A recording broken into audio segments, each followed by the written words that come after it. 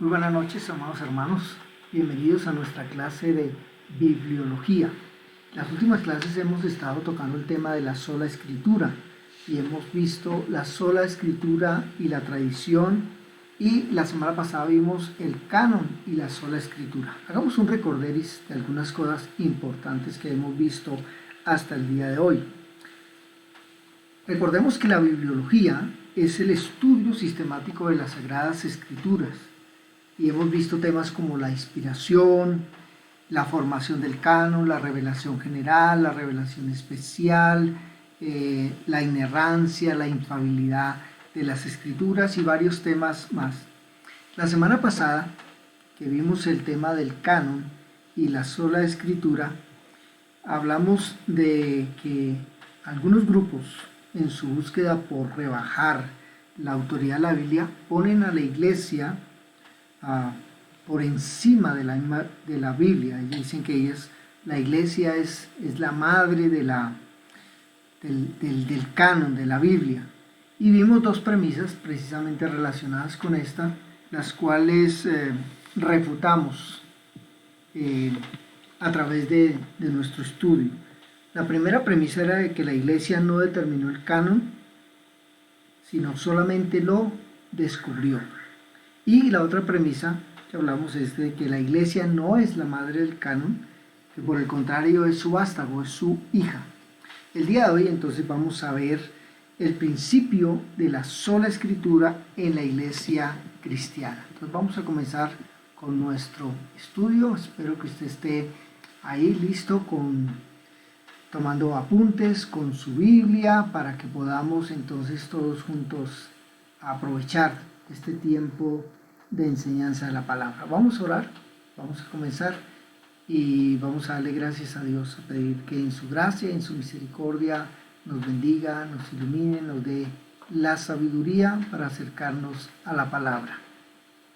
Nuestro buen Dios, te damos gracias en esta noche.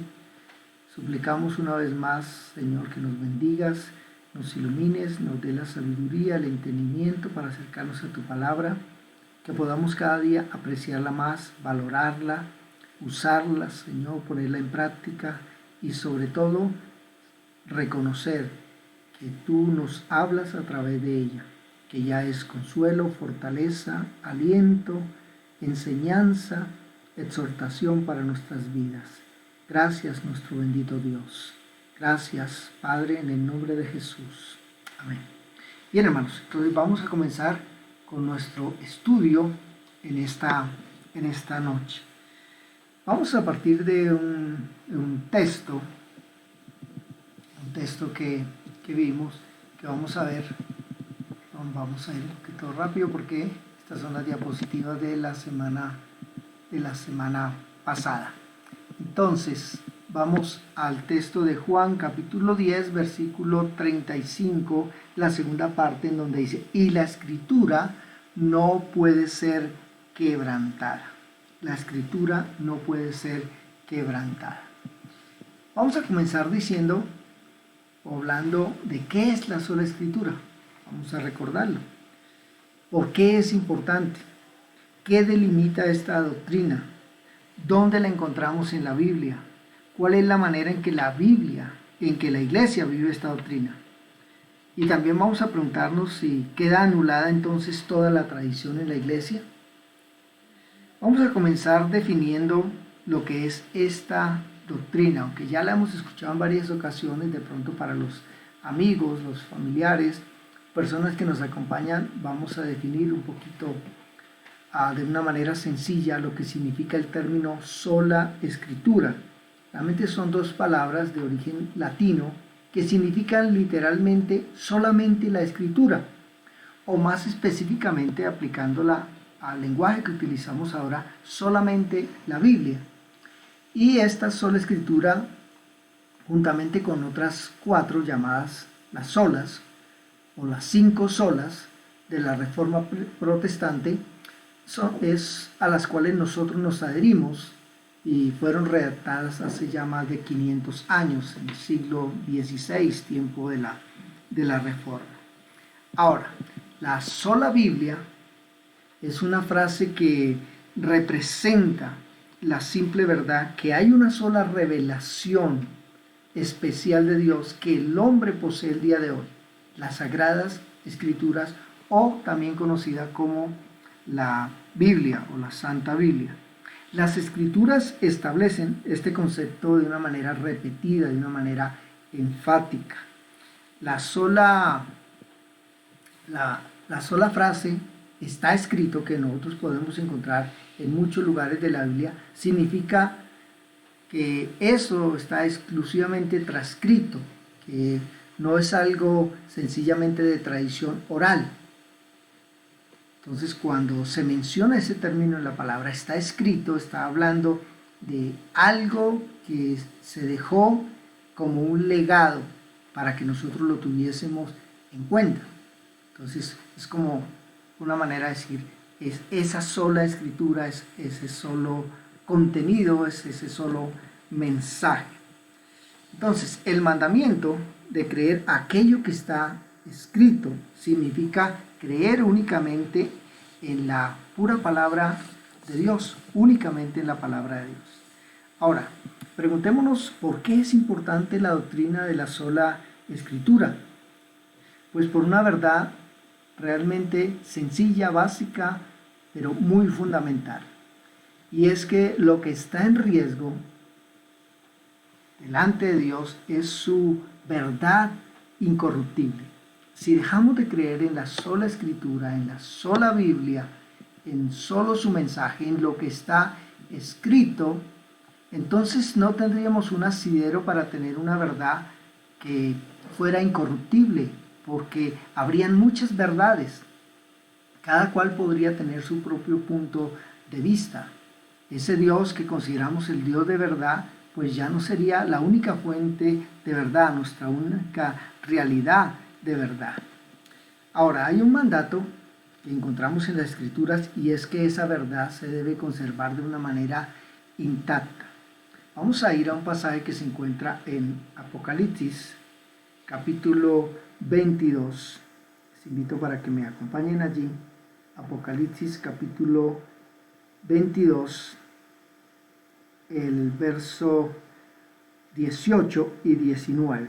Apocalipsis, capítulo 22, versículos 18 y 19, en donde dice la Escritura: Yo testifico a todo aquel que oye las palabras de la profecía de este libro, si alguno añadiere a estas cosas, Dios traerá sobre él las plagas que están escritas en este libro. Y si alguno quitare de las palabras del libro de esta profecía, Dios quitará su parte del libro de la vida y de la santa ciudad y de las cosas que están escritas en este libro. Alguien puede decir, bueno, eso solamente se refiere a lo que está escrito en Apocalipsis, pero vamos a ver más adelante algunos textos en donde se enfatiza que a esa palabra no se le puede añadir ni se le puede quitar. Entonces, la sola escritura delimita enfáticamente que la Biblia es suficiente por sí misma. Recuerden el tema de la suficiencia de las Escrituras.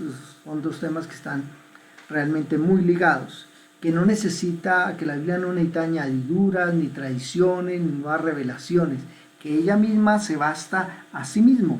En el salmo más largo de la Biblia, que es el Salmo 119, que es un salmo realmente que exalta la verdad de Dios. Allí se utilizan muchos símbolos para las escrituras, ¿sí? Como mandatos, decretos, leyes, mandamientos, que tienen que ver con lo mismo, con la palabra de Dios. Vamos a leer un texto en el Salmo 119, versículo 160. Salmo 119, versículo 160. Dice de la siguiente manera: la suma de tu palabra, la reunión de toda tu palabra, es verdad, y eterno es todo juicio de tu justicia. La suma de tu palabra es verdad, o sea, toda ella, toda la escritura. Alguien puede decir, bueno, eso se refiere al Antiguo Testamento. Sí, pero es que esa palabra ahora se aplica a todo el canon bíblico, de Génesis a Apocalipsis. Es por este motivo que los movimientos modernos dentro del cristianismo, que están basados en revelaciones nuevas, en sueños, en visiones, en palabras proféticas de apóstoles, de profetas, etcétera, etcétera, pues no creen realmente en la sola escritura, denigran acerca de la sola escritura, porque simplemente el creer en la sola escritura los deja sin argumentos para seguir realmente engañando a la gente. Ya entendimos entonces que el mensaje de la palabra de Dios nació en la mente de Dios, después Él lo reveló por diferentes medios a los autores originales y posteriormente el Espíritu Santo los inspiró para que todo eso que Dios les había revelado quedara plasmado por medio de palabras escritas, que es lo que hoy tenemos, las Sagradas Escrituras. Entonces, ese mensaje que Dios exhaló, inspiró, sopló y que ha quedado registrado en la Biblia, pues no puede ser quebrantado, como leímos en la introducción de nuestro texto de Juan 10:35, la segunda parte, que la escritura no puede ser quebrantada. Ahora, cuando Jesús dice que la escritura no puede ser quebrantada, Él estaba hablando de la palabra escrita de Dios, no de la tradición oral que tuvo su lugar, pero lo importante, lo fundamental que Dios quiso que el hombre conociera, pues nos quedó por escrito. Entonces, los eventos, las acciones, los mandamientos y la verdad de Dios son entregados a nosotros en forma de proposiciones, de oraciones, pero oraciones lógicas, oraciones escritas. Por eso es que la palabra tiene sentido, es comprensible, es racional, es entendible, puede ser comprendida, está dada en un lenguaje tal que el hombre la puede comprender. Entonces, la declaración de Dios en la Escritura es que esta, y solo esta, es la autoridad definitiva en todos los asuntos de fe y moral. Así que solamente existe una sola fuente escrita de Dios y solo existe una base de verdad para el pueblo de Dios en la iglesia, que es la Biblia. ¿Se imaginan ustedes si hubiesen muchas fuentes, muchos escritos y todos ellos considerados inspirados y unos contrarios a otros? Pues no habría realmente ninguna certeza, ningún fundamento, ninguna validez para la fe, para la moral, porque si uno está contradiciendo al otro y todos dicen ser inspirados, pues realmente no habría que creer. Ahora, el mismo Señor Jesucristo identificó la verdad con la palabra escrita. Recuerden en Juan capítulo 17, versículo 17, cuando Él, orando al Padre por sus discípulos, dijo: santifícalos en tu verdad, tu palabra es verdad. Esto concuerda también pues con las declaraciones encontradas a través de todo el Antiguo Testamento, en donde se proclama que la revelación de Dios es verdad. Volvamos nuevamente al Salmo 119, pero vamos ahora al versículo 142, que dice: y tu ley y la verdad, tu justicia es justicia eterna y tu ley la verdad. Tu ley es la verdad, es otro sinónimo también para la palabra, para escritura, para ley, para mandamiento, para decreto. Entonces no existe ninguna otra fuente fuera de las escrituras a la cual se aplica esta declaración. No dice tu ley y las tradiciones son verdad, tu ley y otros escritos, tu ley y lo que tú creas. No, es tu ley, es verdad, porque también esa ley se refería a los primeros 5 libros de la Biblia, en lo que llaman la Torá o el Pentateuco. Entonces, solo las Sagradas Escrituras constituyen la norma de verdad para nosotros los creyentes. Si algo tenemos que acudir para conocer la voluntad, el deseo de Dios, el propósito de Dios, pues tenemos que ir a las Escrituras. En el Nuevo Testamento es única y exclusivamente la palabra de Dios a la que el Señor Jesucristo y sus apóstoles se refieren como la autoridad definitiva. Ellos no mencionaron otro tipo de escritos como la verdad. ¿Recuerdan cuando Jesús fue tentado, cuando fue llevado por el Espíritu al desierto? Él resistió allí 3 veces las tentaciones de Satanás diciendo sencillamente escrito está. No le citó otros escritos, no citó a filósofos, no citó a poetas. Y cuando él establece ese escrito está, el Señor Jesús utilizó exactamente la frase que está en las escrituras, la citó el Antiguo Testamento. Y esa misma frase es usada a través de otros escritos 46 veces. Cuando dice escrito está. Entonces la persistencia en esa repetición de esta frase está remarcando muy bien la importancia. Es lo que está escrito. ¿Y dónde está escrito? Pues en las escrituras, en la Biblia. Entonces, otra cosa que podemos decir es que la total aceptación de la autoridad del Antiguo Testamento se resalta en el Nuevo Testamento. Vamos a ver un texto en Mateo capítulo 5, versículos 17 al 18. Dice la Escritura, cuando Jesús dice, no penséis que he venido para abrogar la ley o los profetas. Cuando dice la ley y los profetas está refiriendo a todo lo que estaba escrito hasta ese momento, a todo el Antiguo Testamento, que se conocía como la ley y los profetas.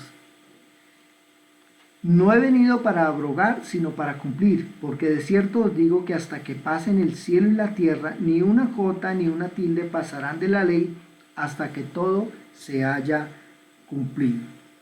Entonces, a través del ministerio de Jesús nosotros encontramos que él reprendía frecuentemente a los fariseos, porque ellos estaban elevando sus tradiciones al mismo nivel que la palabra de Dios. Vamos a ver un ejemplo en Mateo también, en el capítulo 22, el verso 29. Mateo 22, 29. Dice, entonces respondiendo Jesús les dijo, erráis ignorando las escrituras y el poder de Dios. Ustedes lo que están razonando, lo que están pensando, sencillamente lo hacen por ignorancia, porque ustedes han dejado a un lado las escrituras. Ellos estaban corrompiendo las mismas bases de la verdad. Ellos estaban igualando sus tradiciones con la palabra de Dios. ¿Sí? Entonces, por eso Jesús tenía que reprenderles, puesto que la sola escritura es inspirada, es por tanto la autoridad definitiva y solo ella es el juez final de cualquier tradición. Si una tradición no se encuentra en las escrituras, pues sencillamente no es válida. Entonces, esta doctrina de la sola escritura también se encuentra de forma implícita en toda la Biblia o a través de toda la Biblia. Vamos a estar examinando varios pasajes y espero que me acompañe en la lectura de ellos. Ahí los tiene usted en pantalla. Vamos a comenzar con Deuteronomio capítulo 4 versículo 2, que dice, no añadiréis a la palabra que yo os mando, ni disminuiréis de ella, para que guardéis los mandamientos de Jehová vuestro Dios que yo os ordené. No añaden, no disminuyen, no quiten, sino que manténgala tal cual fue revelada. En el Salmo 19, vamos al libro de los Salmos, en el capítulo 19, el verso 7 dice de la siguiente manera, la ley de Jehová es perfecta, que convierte el alma. El testimonio de Jehová es fiel, que hace sabio al sencillo. Esa ley es perfecta, no necesita ningún otro tipo de añadidura. También en el Salmo 119, del cual leímos ya 2 textos hace un momento, el Salmo 119, el versículo 1, el comienzo del Salmo dice de la siguiente manera, bienaventurados los perfectos de camino, los que andan en la ley de Jehová. Dice, los que andan en la ley y en las tradiciones, los que andan en la ley de Dios y en lo que ellos piensan. Vamos a leer también en Proverbios, el capítulo 30, Proverbios capítulo 30, los versículos 5 y 6. Dice lo siguiente: toda la palabra de Dios es limpia, Él es escudo a los que en Él esperan. No añadas a sus palabras, para que no te reprenda y seas hallado mentiroso. Se cuenta que implícitamente en estos textos se habla de que solamente la escritura es suficiente y que a ella no hay que quitarle ni hay que añadirle. También encontramos textos similares, como en el caso del profeta Isaías, capítulo 8, Isaías, capítulo 8, el verso 20. Dice de la siguiente manera: a la ley y al testimonio, si no dijeren conforme a esto, es porque no les ha amanecido. Si quiere ver un poquito más el contexto, tendría que leer los versículos anteriores. Le voy a leer solamente el 19. Y si os dijeren, preguntad a los encantadores y a los adivinos que susurran hablando. Responded, ¿no consultará el pueblo a su Dios? ¿Consultará a los muertos por los vivos? A la ley y al testimonio, si no dijeren conforme a esto, es porque no les ha amanecido. Cualquier cosa, a quien se consulte. En este caso, pues, había una reprensión porque el pueblo estaba consultando a encantadores y adivinos. Dices, cualquier cosa, cualquier consulta que se haga, hagámoslo extensivo a cualquier tipo de cosa que queríamos saber o que queramos saber, pues tiene que estar de acuerdo a la ley, al testimonio, a los mandatos de Dios, a las escrituras. También encontramos textos que avalan la sola escritura, como en Mateo capítulo 24, Mateo capítulo 24, el verso 35. Dice: el cielo y la tierra pasarán, pero mis palabras no pasarán. Y encontramos también en el Evangelio de Juan el texto en el capítulo 14, los versos 23 y 24, en donde se nos dice: respondió Jesús y le dijo, el que me ama, mi palabra guardará, y mi Padre le amará, y vendremos a él y haremos morada con él. El que no me ama no guarda mis palabras, y la palabra que habéis oído no es mía, sino del Padre que me envió. Ahí se habla de quién le inspiró, qué palabras eran las que hablaba Jesús, y que una distinción para sus discípulos es que ellos iban a guardar, iban a apreciar, iban a obedecer esa palabra. No palabras solamente de Dios y palabras de otros y tradiciones de otros, sino la palabra de Dios, la palabra que Él había dado.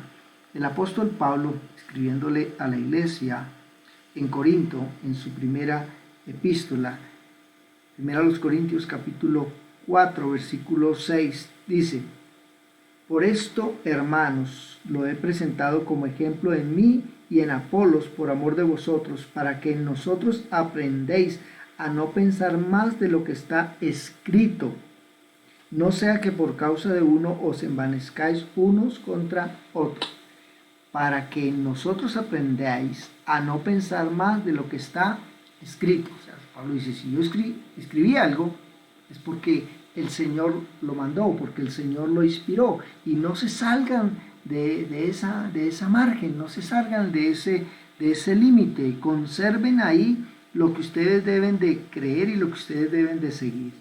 También escribiéndole el apóstol Pablo al joven pastor Timoteo en su segunda carta, segunda Timoteo capítulo 2, el versículo 15, dice, aconsejándole, procura con diligencia presentarte a Dios aprobado como obrero que no tiene de qué avergonzarse, que usa bien la palabra de verdad. ¿Qué era lo que iba a estudiar a Timoteo? ¿Qué era lo que debía de seguir? ¿Qué enseñanzas debía dar para ceñirse a esa verdad? La escritura conocía lo que era revelado, lo que ya era aceptado por la iglesia en ese tiempo y que ahora ya todos tenemos por escrito. Y ahí encuentra también referencia al apóstol Pedro en las citas que tenemos ahí. Y recordemos el gran texto de 2 Timoteo 3, 16, 17. Toda la palabra de Dios toda la escritura es inspirada por Dios y es útil para enseñar, para redarguir, para corregir en justicia, a fin de que el hombre de Dios esté enteramente preparado para toda buena obra. Leamos esta última cita en segunda epístola del apóstol Pedro, capítulo 1, versículo 20-21, dice: entendiendo primero esto, que ninguna profecía de la Escritura es de interpretación privada, porque nunca la profecía fue traída por voluntad humana, sino que los santos hombres de Dios hablaron siendo inspirados por el Espíritu Santo. Y si eso fue de esa manera, pues tenemos que acogernos, tenemos que apegarnos a esa inspiración y a esa revelación de Dios. Lutero, cuando fue intimidado para retractarse de sus escritos en contra de la Iglesia Católica Romana, dijo lo siguiente: por tanto, a menos que yo sea persuadido o convencido por el testimonio de la Escritura o por el más claro razonamiento, a menos que sea persuadido por medio de los pasajes que he citado, y a menos que mi conciencia sea sometida de esta manera por la palabra de Dios, no puedo retractarme y no lo haré, porque es peligroso para un cristiano el hablar en contra de su conciencia. Me mantengo firme, no puedo hacer otra cosa, que Dios me ayude. Amén. Esa era la convicción que tenía este gran reformador acerca de las Escrituras, del valor de las Escrituras, de la importancia de las Escrituras, de que solamente se ceñía a ellas, no a las tradiciones que ya empezaban a pulular en la iglesia tradicional. Pero también tenemos que decir que la sola Escritura no anula el concepto de las tradiciones eclesiásticas, más bien lo que hace es darle una base sólida sobre la cual basar las tradiciones de la iglesia. Recuerda que cuando hablamos de la manera como la iglesia tradicional clasificaba las tradiciones, dijimos que había tradiciones divinas, tradiciones apostólicas y tradiciones eclesiales, y que nosotros no teníamos ninguna dificultad con las dos primeras, con las divinas y con las apostólicas. La dificultad está en las tradiciones eclesiales, pero tenemos que reconocer que hay muchas prácticas en ambas iglesias, tanto católica como protestante, que son el resultado de tradiciones y no de explícitas enseñanzas de la Escritura, pero que también es bueno y aún necesario que la iglesia tenga tradiciones. Pero las tradiciones juegan un papel importante en la clarificación de la doctrina cristiana y la organización de las prácticas cristianas. O sea, no todas las tradiciones son malas, no todas las tradiciones son negativas. Lo que tenemos que entender es que las tradiciones tienen que tener una base y un fundamento bíblico para que realmente tengan sentido dentro de la práctica cristiana, porque esas tradiciones lo que tienen que es clarificar la doctrina, darle un sentido a las prácticas y a la organización que se tiene dentro de la iglesia, pero no pueden ir más allá de lo que la misma palabra está establecida. Por eso es que tenemos que decir que para que esas tradiciones sean válidas, no deben estar en desacuerdo con la palabra de Dios, deben estar basadas en el sólido fundamento de la enseñanza en la Escritura. El problema con la iglesia tradicional, con la iglesia católica y muchas otras iglesias llamadas cristianas, es que sus tradiciones están basadas en tradiciones, sin que la tradición inicial esté en completa armonía con las Escrituras. Es por eso que los cristianos siempre deben regresar a la sola Escritura, la autoritativa palabra de Dios, como la única base sólida para la fe y para la práctica del creyente. Esta doctrina de la sola Escritura entonces nos permite tener un parámetro absoluto a la hora de considerar una doctrina o una práctica cristiana. ¿Por qué? Porque la tradición es iluminación, pero las escrituras son revelación. O sea, debe estar primero revelado y luego debemos entender, ser iluminados si eso que vamos a hacer es correcto o no, si es bíblico o no. ¿Sí? Además, los teólogos, los que de una u otra manera intentan entender y comprender las escrituras, pues son hombres y son falibles. Lo verdadero y lo infalible son las escrituras. Ahora, ¿a qué tipo de tradiciones nos estamos refiriendo? Por nombrar algunos: al horario de los servicios, al uso de instrumentos musicales, al orden de la liturgia dominical, si primero se hace la lectura, después se canta, o primero se enseña y después se canta, cosas así como esas, ¿sí? Si se deben dar clases exclusivas para los niños o no, si se debe hacer la cena del Señor al comienzo, en mitad del servicio, al final, cosas como esas, ¿no?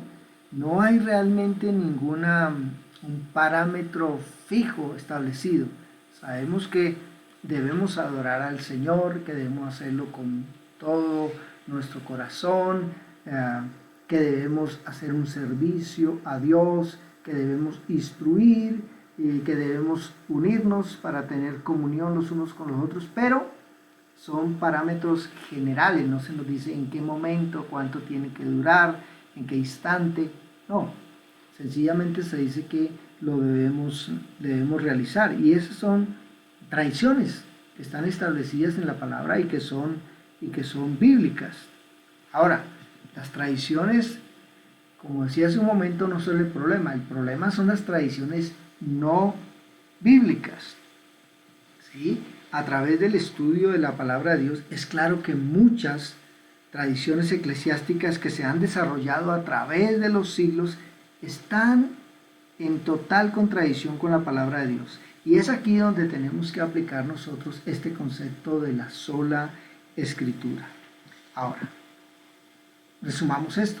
Las tradiciones que están basadas en y están de acuerdo con la palabra de Dios pueden ser mantenidas, pero las tradiciones que no están basadas o están en desacuerdo con la palabra de Dios, pues deben ser rechazadas, no ocupan un lugar dentro de la iglesia, dentro de la práctica, dentro de lo que debemos nosotros realizar. Leamos el texto de Mateo, capítulo 15, versículo 3, en donde Jesús le dice a aquellos que le criticaban, a los escribas y a los fariseos, por algo que estaban haciendo sus discípulos. Dice el versículo 3, respondiendo, Jesús les dijo: ¿por qué también vosotros quebrantáis el mandamiento de Dios por vuestra tradición? ¿Por qué quebrantáis el mandamiento de Dios por vuestra tradición? La verdad es que la sola escritura nos lleva de regreso a lo que Dios nos ha revelado en su palabra y nos señala nuevamente al Dios que siempre habla la verdad, que nunca se contradice a sí mismo y que siempre ha comprobado ser confiable. Vamos a entender un poquito más lo que significa la tradición o qué significa básicamente la tradición. La palabra tradición viene del griego paradosis y significa transmisión abajo o adelante, o una transmisión previa o hecha hacia el futuro. ¿Sí? Eso es lo que denota tradición. El diccionario bíblico la define como aquello que se transmite, particularmente enseñanzas transmitidas por un maestro a sus discípulos. ¿Sí? Este concepto está presente con frecuencia, aunque no se mencione la palabra. Así como en nuestras familias o nuestros hogares tenemos ciertas tradiciones que no se están mencionando como una tradición, pero ya es una práctica común. Y ya le decimos, nosotros acostumbramos a hacer determinada cosa, ya es costumbre nuestra. Eso ya se convierte en una tradición. Así aprendimos de nuestros abuelos o así aprendimos de nuestros padres. Así me enseñaron. Entonces son tradiciones realmente a lo que nos estamos refiriendo. Pero existen bíblicamente dos líneas de tradición. La primera de ellas es la tradición judaica. Ahora, la palabra tradición no aparece en el Antiguo Testamento. Lo puede buscar y no la encuentra. Pero entre los dos testamentos hubo muchas enseñanzas en ese periodo intertestamentario. Se levantaron muchos maestros, muchos intérpretes de la ley, de la Torá, y esas enseñanzas fueron agregadas al conocimiento de la gente y ocuparon un lugar muy preponderante en medio del pueblo, tanto así que en el tiempo de Jesús primaban mucho más las tradiciones de esos maestros, de esos rabinos, que la misma palabra de Dios. Ahora, esa tradición se perpetuó, pasando del maestro al alumno, y ya en esa época de Jesús había adquirido un puesto al lado de las Escrituras, casi que por encima de las Escrituras. Entonces, al igualar esos comentarios humanos con la revelación divina, eso fue lo que fue condenado por el Señor. El Señor condenó esas tradiciones que ellos tenían, dejando a un lado la verdadera revelación que Él les había dado. Entonces, con esa tradición judaica se transgrede la palabra de Dios, se la quebranta, se la invalida, se la hace a un lado, se la rechaza. Las doctrinas impartidas por la tradición, pues sencillamente vienen siendo enseñanzas de hombres, mandamientos de hombre. ¿Sí? Los judíos vivían en un ambiente religioso en que se honraban las opiniones de los rabí, de sus maestros, y estas opiniones llegaron a ser tradiciones y con el tiempo sus interpretaciones fueron las únicas que a ellos les importaban. Sus opiniones, las opiniones de sus maestros llegaron a tener más prioridad que la sola palabra de Dios. Por eso cuando Jesús enseñó la verdad, muchos judíos no la recibieron, porque Jesús no apoyaba a esos maestros, ¿sí? Ni tampoco ellos lo apoyaron, porque muchas de sus interpretaciones eran contrarias a lo que realmente estaba enseñando Jesús.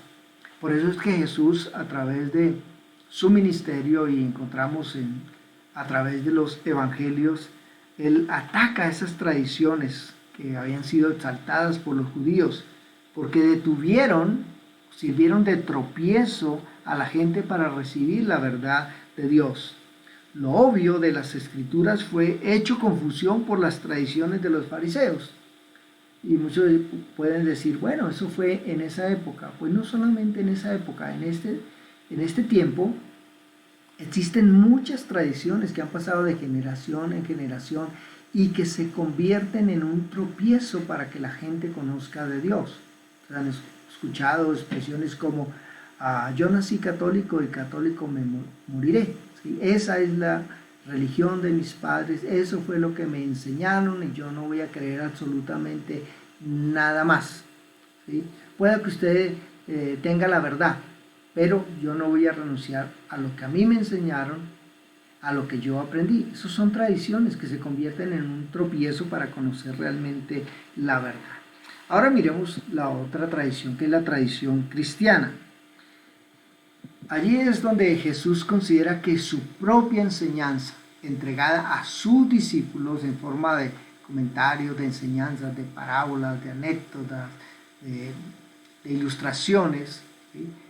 Y eso que Él dijo, que eso que Él enseñó, estaba al mismo nivel que todo el resto de la palabra de Dios. ¿Sí?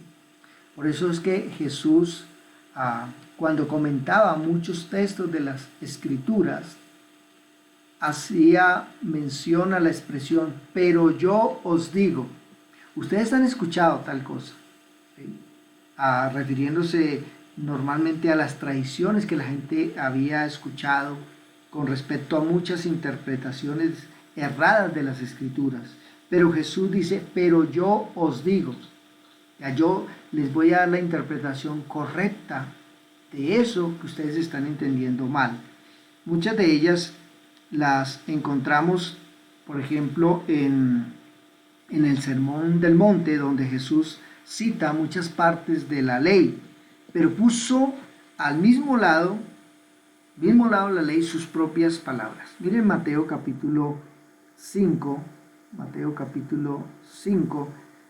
algunos versículos. Vamos a leer solamente el comienzo de estos versículos.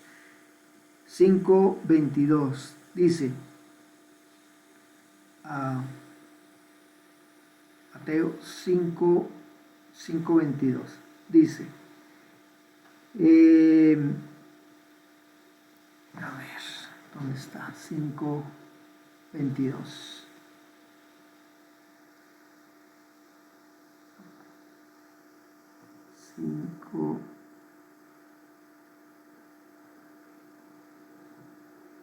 Creo que está un poquito errada la cita. Es en el sermón del monte, Mateo.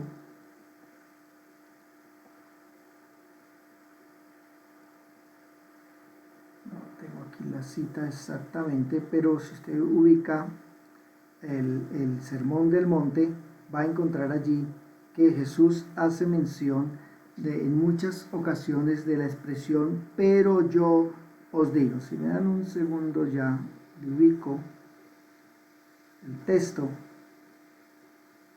en Mateo. Creo que ya usted lo ubicó primero. Es que la concordancia aquí no me da. Mateo.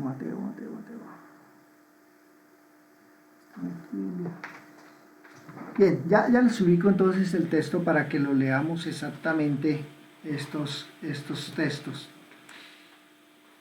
Entonces, la justificación realmente para proceder de este modo la encontramos en su propia persona. Jesús tenía la autoridad realmente para citar las Escrituras, para reinterpretar las Escrituras. Dice en Mateo 5, segundito.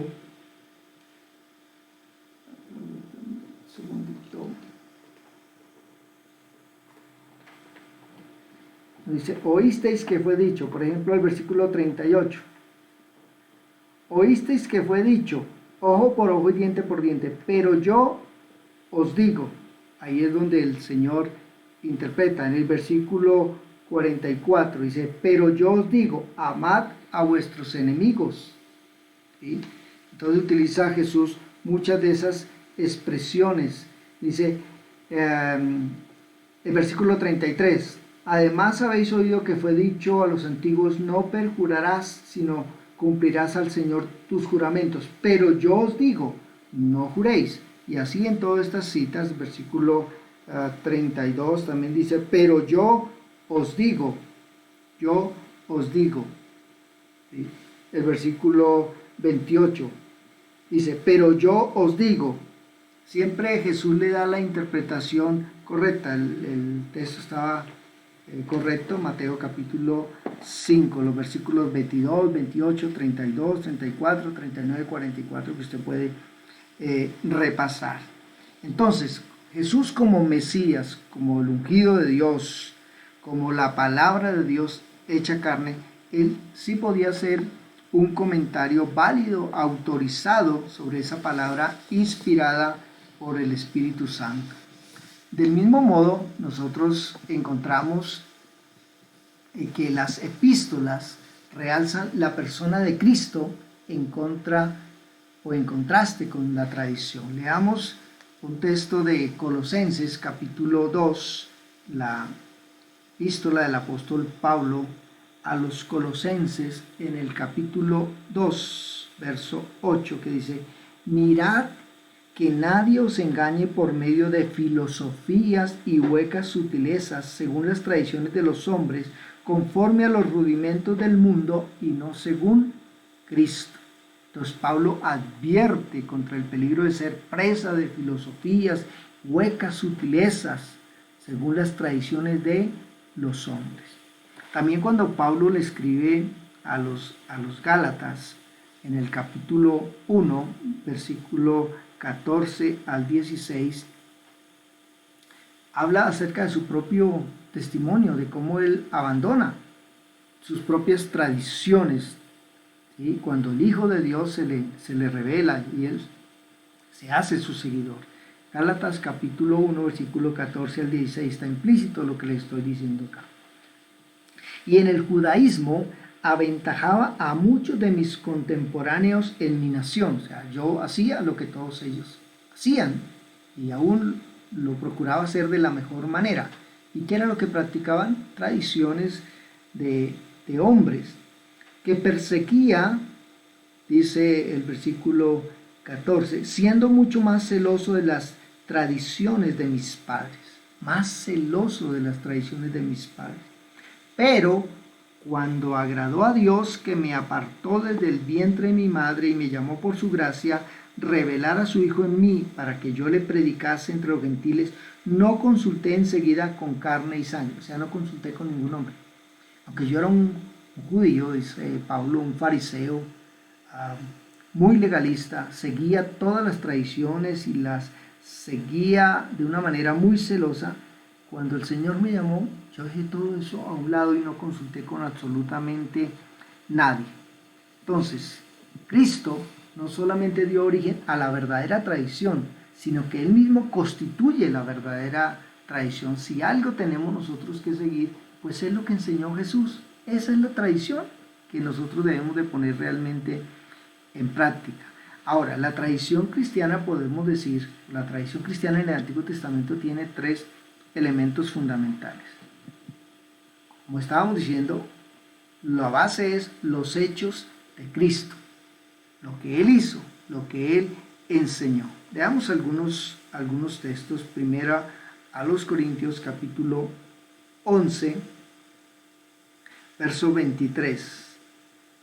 Dice el apóstol Pablo, porque yo recibí del Señor lo que también os he enseñado. Si algo estoy enseñando, eso mismo lo estoy transmitiendo. ¿De quién lo recibí? Lo recibí de algún rabí, de algún maestro que antes tuve, lo recibí de Gamaliel, o sea, el gran maestro judío del cual Pablo aprendió. No, dice, yo recibí del Señor lo que también yo les estoy enseñando. Y en el capítulo 15 de 1 a los Corintios, el verso 3 dice, porque primeramente os he enseñado lo que asimismo recibí.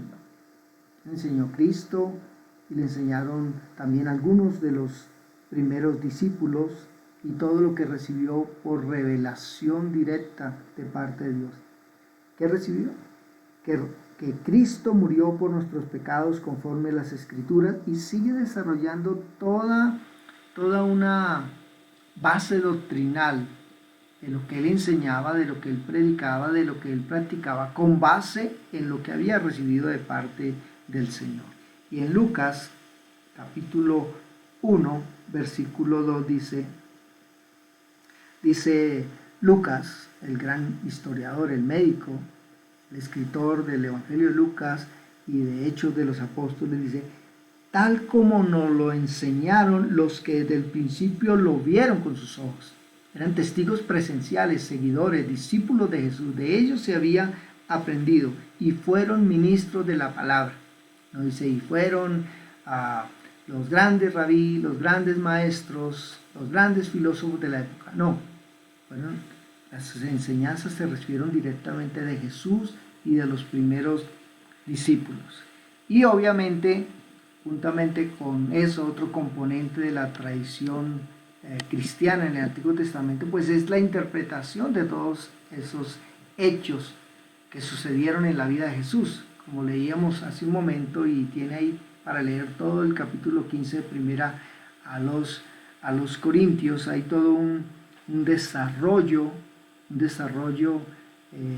teológico con respecto a lo que enseñó Jesús, a su ministerio, a su muerte, a su resurrección, que le da toda la base a cualquier tradición realmente que podamos considerar nosotros una tradición cristiana.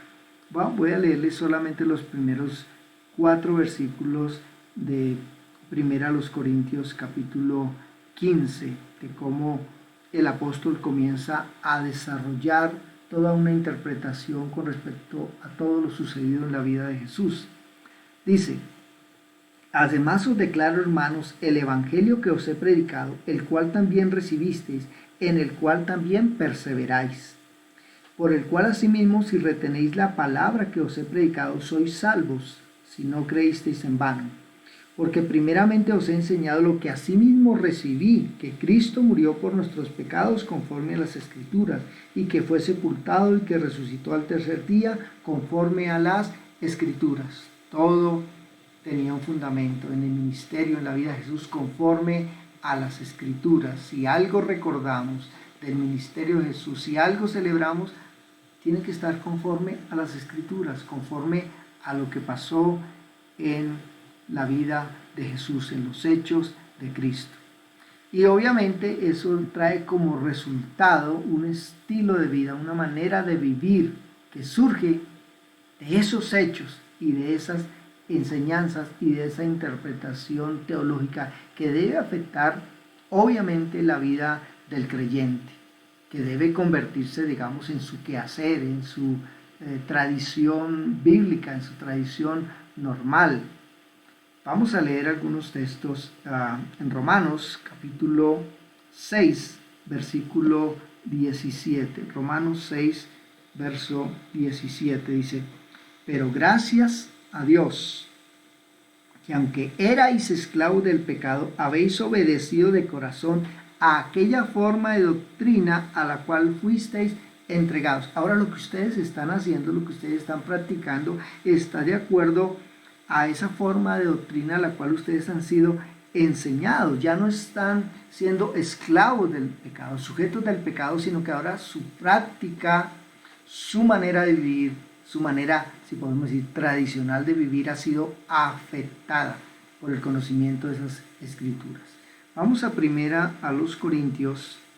epístola del apóstol Pablo a los Corintios, capítulo 11, el verso 2 dice: os alabo, hermanos, porque en todo os acordáis de mí y retenéis las instrucciones tal como os las entregué. A lo que yo les enseño es lo que ustedes están poniendo en práctica.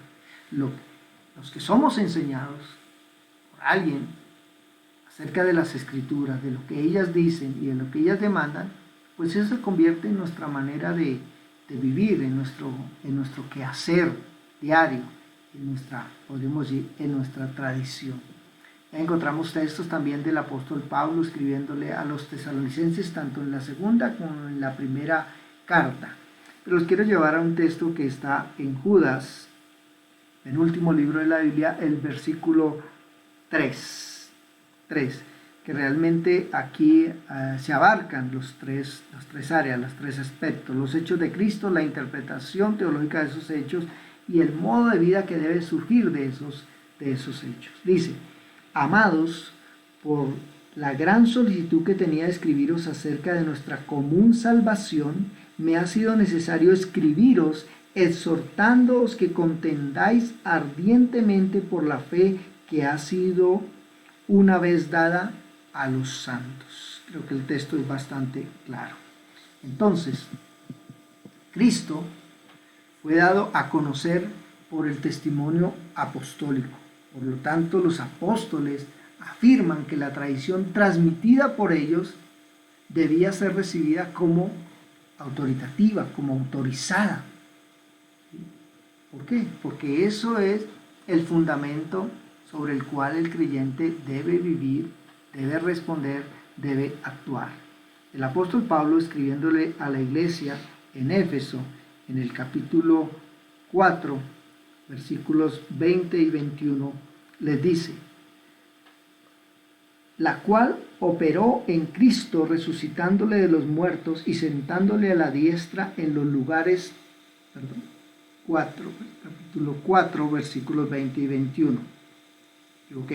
Dice: mas vosotros no habéis aprendido así a Cristo, si en verdad le habéis oído y habéis sido por él enseñados conforme a la verdad que está en Jesús.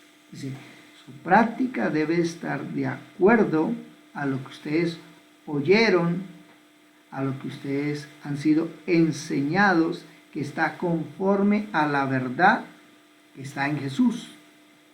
Entonces, otras enseñanzas, si bien pueden ser instructivas, útiles, como también dignas de tenerlas o de considerarlas, no pueden aspirar a ser colocadas a la par de la Biblia como autorizadas, sin que al hacerlo se pongan de manifiesto los mismos defectos por los que la tradición judía mereció la condenación de nuestro Señor Jesucristo.